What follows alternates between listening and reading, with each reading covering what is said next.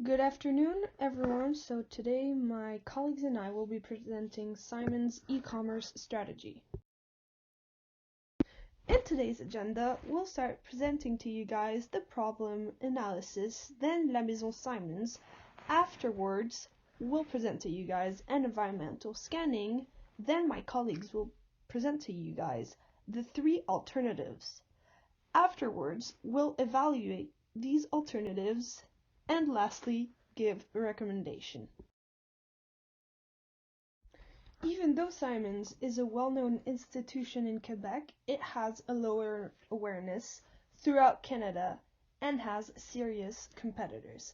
The company has been pursuing national expansion strategy for years, opening stores throughout the country, for example, in Calgary. But they have yet to gain significant awareness.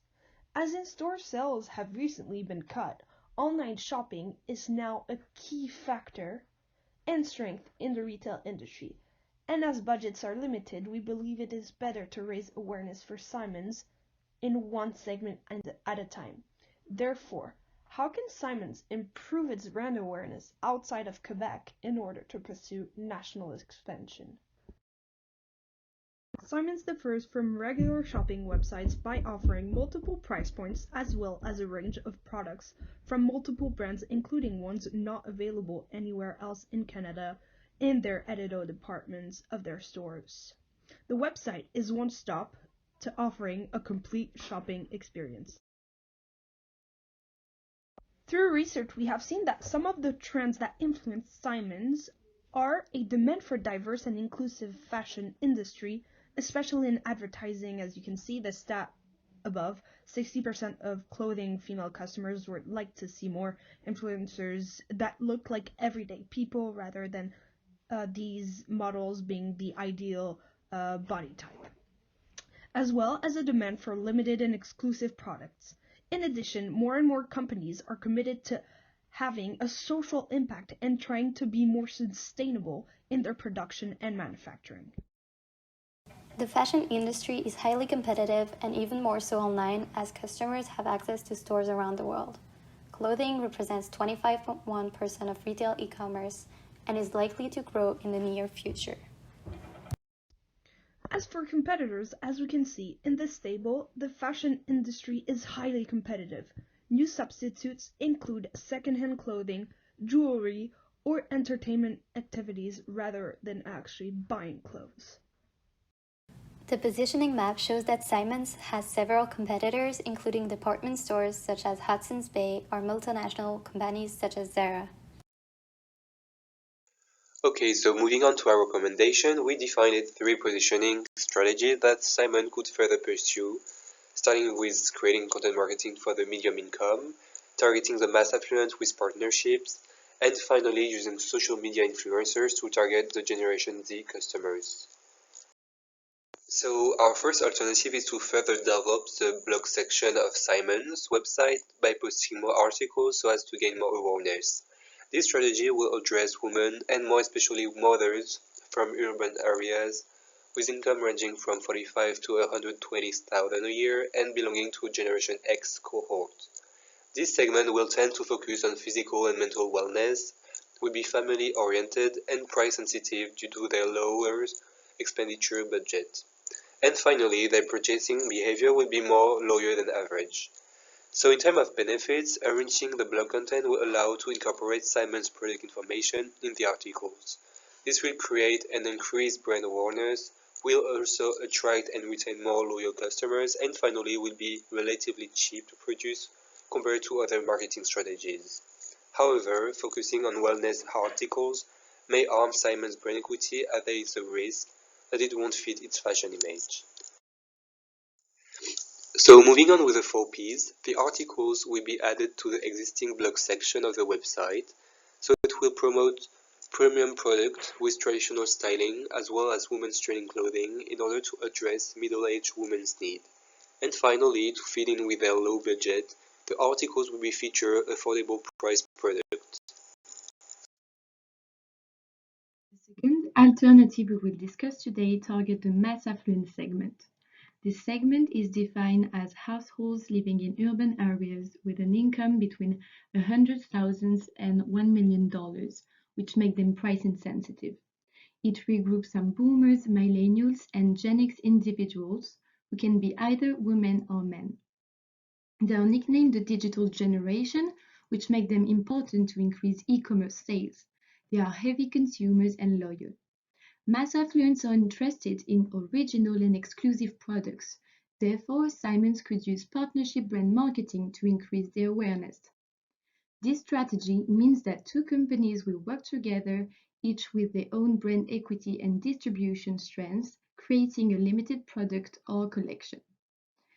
If Simons partner with another company, it will get higher perceived value on its products, a stronger marketing message, gain reliability and trust, as well as higher marketing exposure, gain of potential consumers, or cost reduction. Eventually, it will enhance Simons' brand equity. However, the costs associated with partnership marketing include profit sharing, potential disagreements, and the need for skills in place to ensure the success of the partnership.